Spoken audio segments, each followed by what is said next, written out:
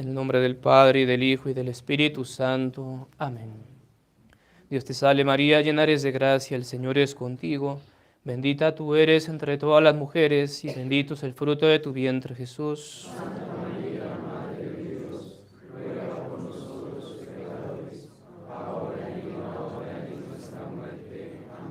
San José, San Pío X, San Anselmo.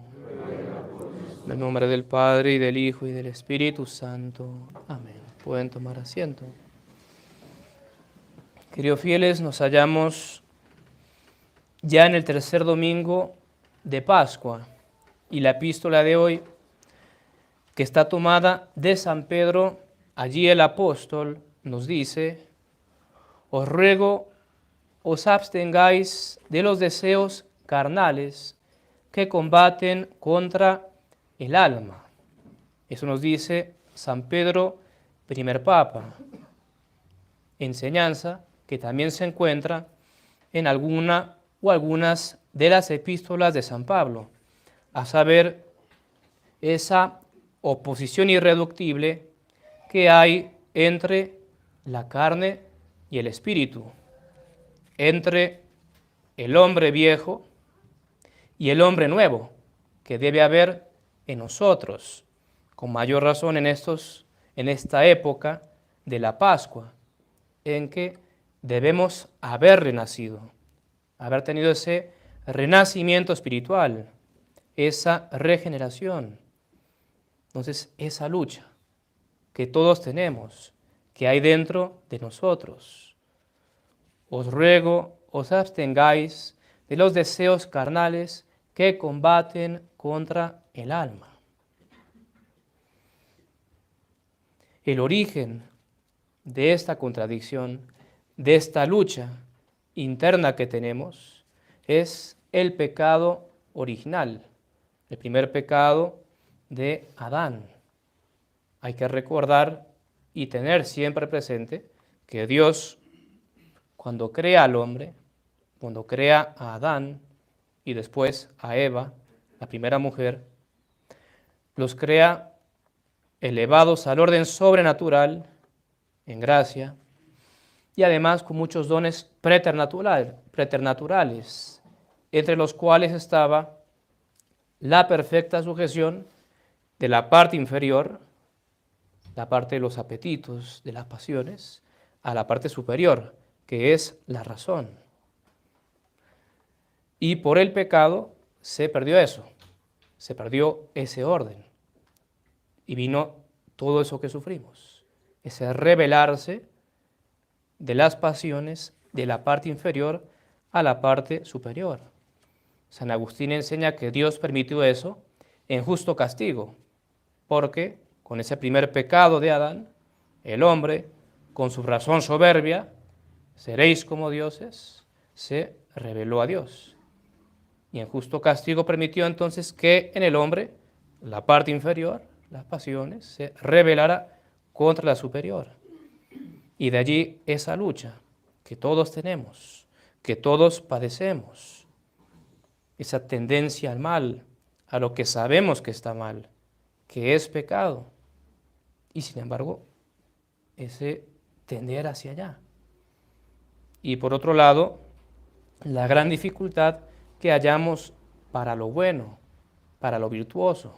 Sabemos lo que es correcto, lo que es debido, y nos cuesta un trabajo bárbaro ponerlo por obra, hacerlo, y peor, perseverar, porque de repente empezar a obrar bien, a hacer lo correcto, empezar, muchos, pero perseverar, mantenerse, pocos. ¿Por qué? Por esta lucha, porque tenemos dentro de nosotros esta oposición. Y para poder vencer en ese combate contra nosotros mismos, necesitamos de la oración y de la mortificación. El que no rece, el que no tenga hábitos verdaderos, profundos, constantes de oración, de oración diaria, va a perder esta batalla. Va a sucumbir. Porque parte del daño del pecado original no es solamente esa oposición que ya sentimos, sino la gran debilidad de nuestra voluntad. Somos débiles, flacos, con esa gran tendencia y facilidad para caer. Y la única forma de no sucumbir es con la ayuda de Dios.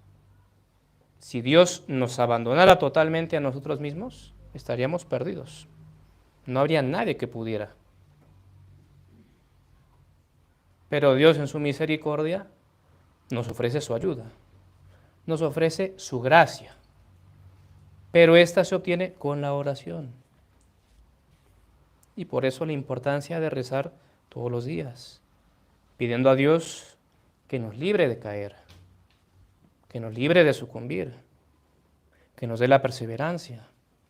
En el momento mismo de la tentación, de sentir esa lucha interna, rezar.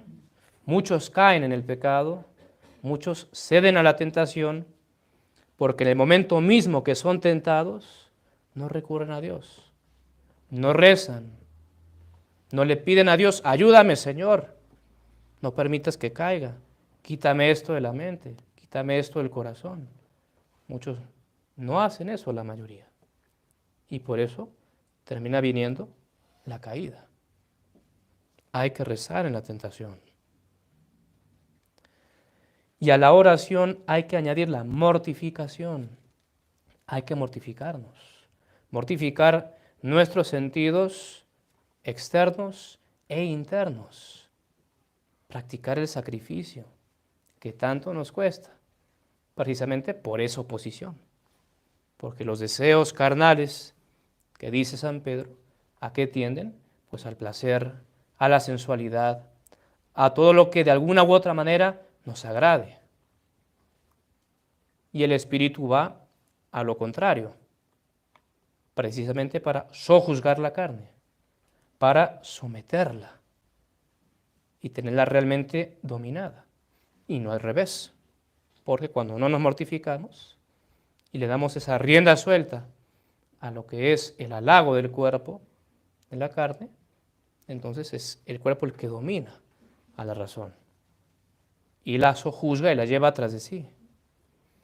Entonces, mortificación, hacer sacrificios. El ayuno, por ejemplo, que es la forma por antonomasia de hacer penitencia corporal en la Iglesia Católica. Poco y nada ayunamos los católicos hoy en día. Entonces, para someter esta carne nuestra, para sojuzgarla al espíritu, es bueno que procuremos de pronto hacer algunos ayunos.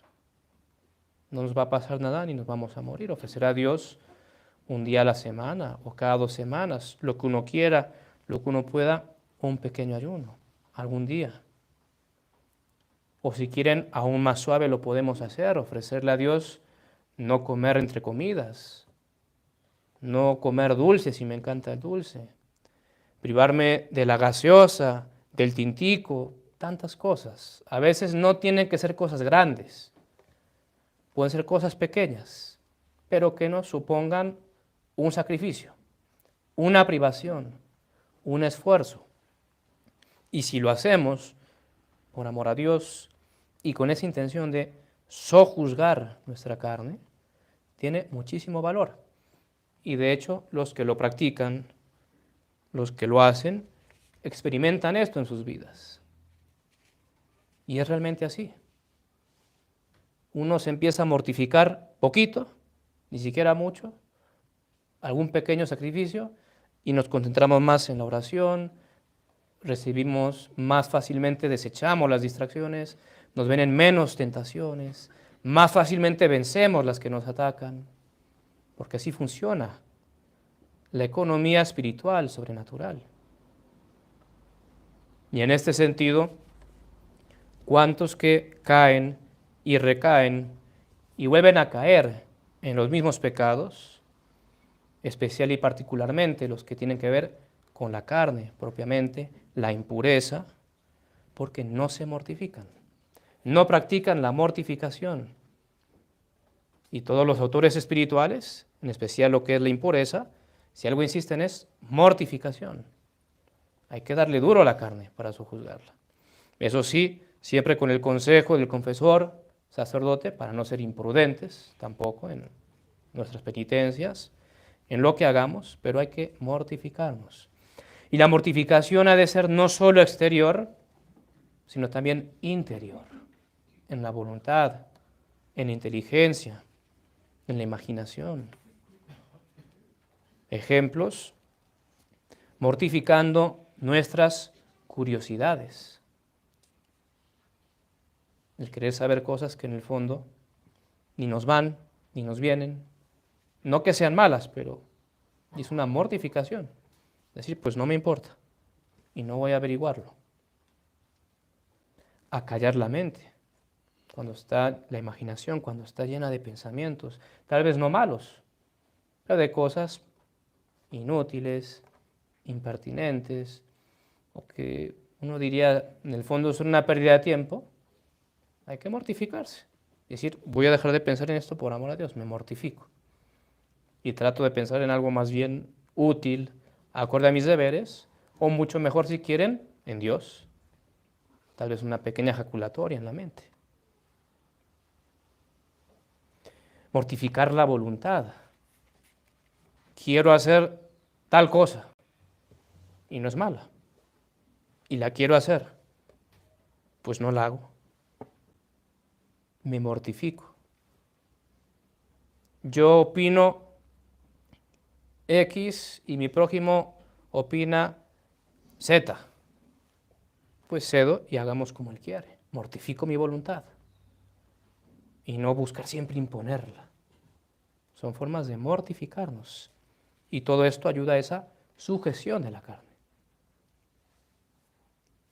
Porque el que logra vencerse y mortificarse en lo que no es malo ni pecaminoso, yo puedo hacer esto, no es pecado, pero decido no hacerlo por amor a Dios, con mucha mayor razón en lo que es pecaminoso, en lo que es malo, se mortificará y vencerá la tentación.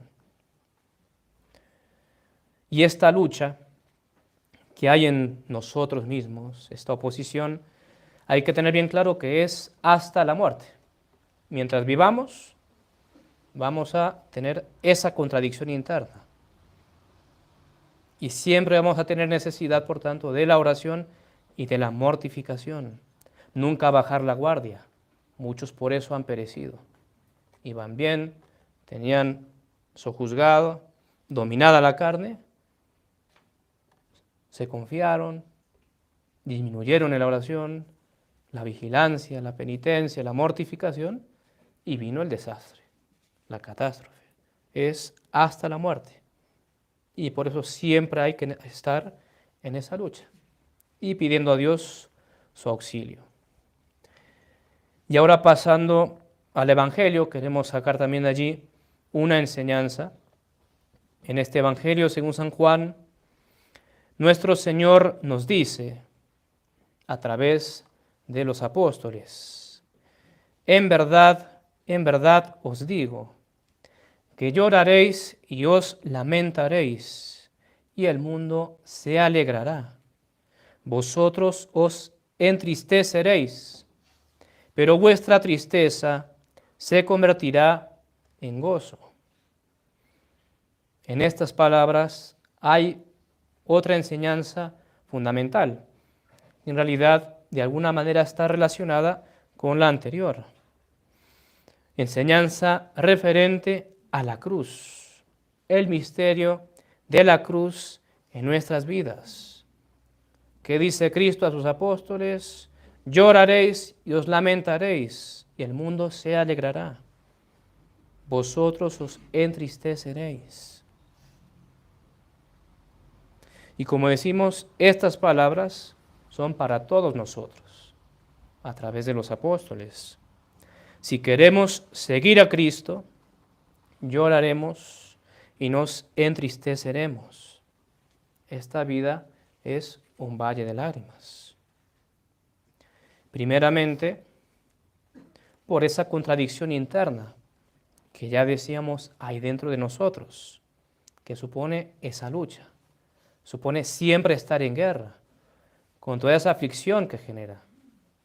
Porque no es que nos guste sentir esa tendencia, esa atracción hacia lo malo, hacia lo pecaminoso. Todo lo contrario, eso al alma que quiere servir a Dios, que ama a Dios, la mortifica. Y es en sí ya una cruz. Todos quisiéramos vernos libres de tentaciones, de malas inclinaciones. Y sin embargo, es todo lo contrario. Entonces, primeramente, esa guerra. En segundo lugar, la persecución que se sigue de seguir a nuestro Señor. Las burlas, el maltrato, el desprecio. San Pablo mismo lo enseña. Todo el que quiera seguir a Cristo Jesús padecerá persecución. Si queremos ser fieles a Dios, si realmente queremos cumplir lo que Él nos pide, vamos a tener ese sufrimiento de no ser comprendidos, de que nos ataquen, nos critiquen y tantas cosas. Mira cómo se viste Mojigata, siempre con falda, siempre recatada. Una mujer que cumple con Dios en esa parte. Mira estos bobos, perdón que me exprese así. ¿Cuántos hijos tienen? ¿Ya pasaron de 2? ¿Están locos o qué les pasa? La familia numerosa, el mundo de hoy. El ataque. ¿Vas a ir a misa otra vez este domingo? Pues ya fuiste el pasado. ¿Cuál es la necesidad de ir todos los domingos? Y eso, la gente del mundo, la gente que no le importa Dios, critican el que ve que va a misa todos los domingos. O sea, es una exageración, eso es fanatismo. Te estás haciendo fanático. ¿Cómo vas a ir a misa? Y si van 3 semanas, pues peor. O lo mismo el rosario todos los días. Y el ataque. No vas a ir a la playa, a la piscina. ¿Que te dijo que el padre? ¿Que es ocasión de pecado? No, mejor dicho. Y tantas cosas. ¿No vas a celebrar Halloween? Todo el mundo lo hace. Todos se disfrazan. Eres un bobo. ¿Cómo no? Es nomás un disfraz. Y lo disfrazas de princesa. No pasa nada. ¿No te gustan los demonios? Pues lo disfrazas de Peter Pan y se acabó. Y así es el mundo. Y nos ataca, nos persigue. Y muchas veces, por el respeto humano, flaqueamos. El qué dirán, porque evidentemente no nos gusta que nos echen encima, que nos ataquen. Y sin embargo, eso es patrimonio de todo el que quiera ser fiel a Dios. Y si realmente cumplo con Dios, voy a sufrir eso. Y si no lo estoy sufriendo, hay que examinarse. Porque de pronto estamos fallando. De pronto, por ese respeto humano, no estamos dando el testimonio que deberíamos. Porque fallamos en eso mucho. Y hay que analizarse.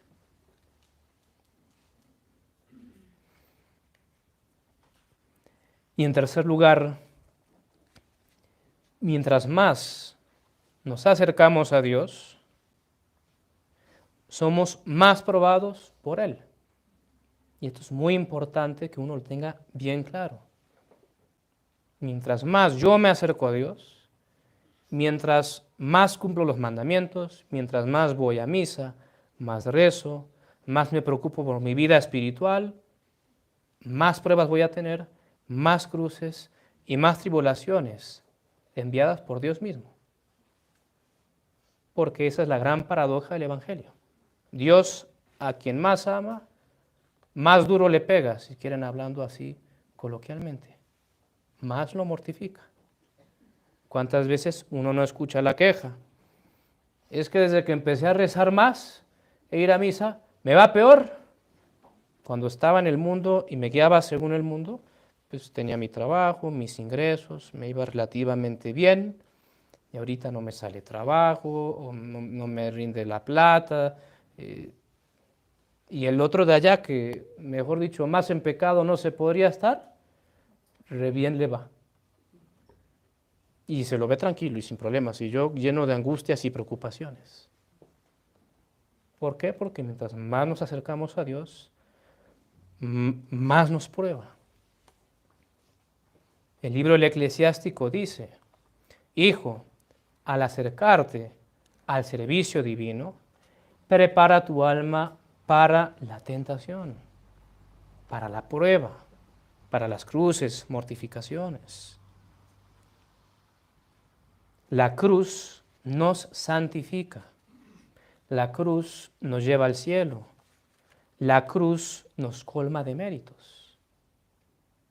Por eso Dios nos la manda, no es porque sea malvado o perverso, precisamente porque Dios sabe el bien que se nos sigue de la tribulación cuando la ofrecemos con conformidad a su voluntad y amor. Es saber el bien que nos viene. Y por eso nos manda las pruebas, nos manda las cruces. Y para comprobar esto, ¿qué decimos? Basta que uno lea la vida de los santos.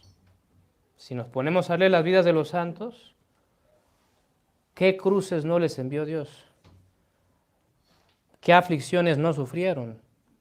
No solo externas, de persecución, que como hemos dicho, el que sirve a Dios va a ser perseguido, y vaya si hubo santos que los persiguieron y les hicieron guerra, y hasta la cárcel los metieron y sufrieron de todo, sino también la cruz interior. Santos totalmente dados a Dios, y nuestro Señor, para probarlos y mortificarlos, los dejaba en tinieblas, desolación espiritual, sequedad, no sentir ningún gusto por la oración, antestedio, fastidio, asco si quieren, y llenos de tentaciones espantosas. Y uno diría, pero Señor, es que lo tienes allí a tu servicio, ¿y por qué lo tratas así? Y es para probarlo. ¿Y por qué? Porque Dios sabe que ofreciendo eso se santifica, crecen méritos. Y todos los santos han pasado por eso. Es parte de la vida espiritual, de ese progreso. Y muchos santos duraron años así. Y nosotros, con que un día nos sintamos mariposas en la oración, ya nos quejamos con Dios.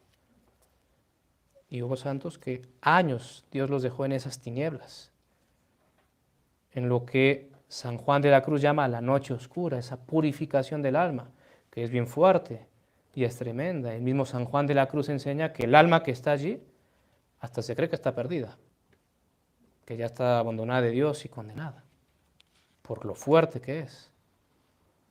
Y es toda una prueba de Dios. Pero todo esto no para en la cruz. Cristo añade a sus apóstoles: vuestra tristeza se convertirá en gozo. El sufrimiento no es por el sufrimiento, sino, como decíamos, porque Dios sabe que con ello nos santifica, crecemos en méritos, nos purificamos los pecados que hemos cometido. Vuestra tristeza se convertirá en gozo, porque todo eso es para la gloria eterna, la bienaventuranza sempiterna, llegar al cielo, donde seremos felices de manera inimaginable por toda la eternidad. Además, es importante tener en cuenta que la verdadera alegría está en el servicio de Dios, vivir en su gracia.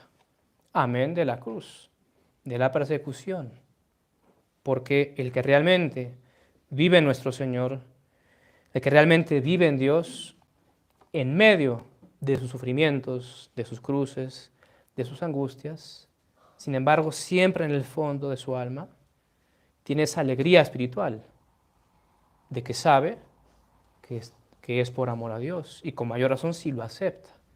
Cuando resistimos a la voluntad de Dios, algo pasa y no queremos resignarnos, damos coces contra el aguijón, y de allí toda nuestra turbación, toda nuestra angustia, todo nuestro malestar y nuestra desdicha, además del pecado que eso supone.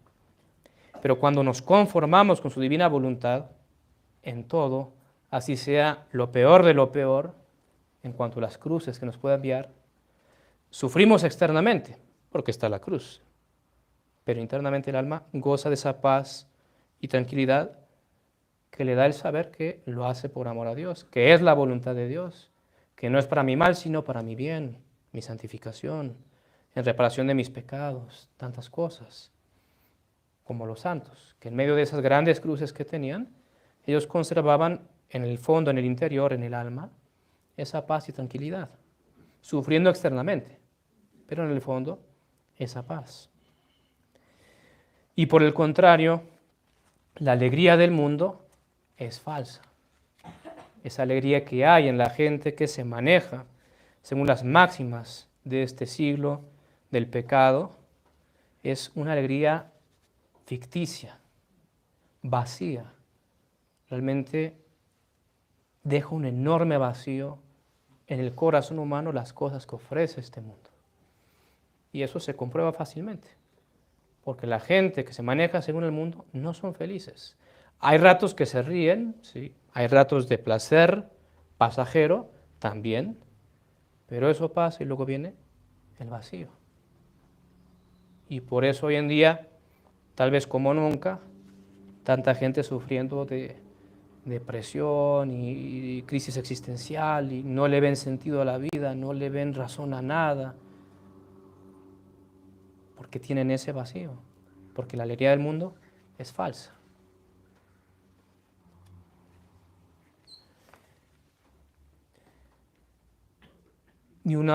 Y para ir ya concluyendo, también un tema importante que se relaciona con todo esto, nuestro Señor dice que lloraréis y os lamentaréis, es decir, seréis tristes, habrá tristeza, que como ya hemos dicho, se sigue toda esa oposición en nosotros, toda la persecución, todo, y después se convertirá en gozo.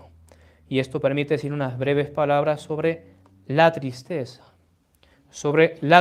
buena y la tristeza mala, porque hay que saber que hay una tristeza según Dios y hay una tristeza según el mundo, que como dice San Pablo, obra la muerte en nosotros. La tristeza buena es, en definitiva, la que surge por los pecados cometidos en cuanto nos arrepentimos y dolemos de ellos. Y esa es una tristeza buena. Si yo fallé, pequé, traicioné a Dios y me entristezco por eso, es una buena tristeza porque me lleva al arrepentimiento, me lleva a la conversión. Dios produce eso en el alma para buscar nuestra salvación. Entonces, si hemos fallado y sentimos esa tristeza en nosotros, es buena señal de que Dios está infundiéndonos eso para nuestra conversión.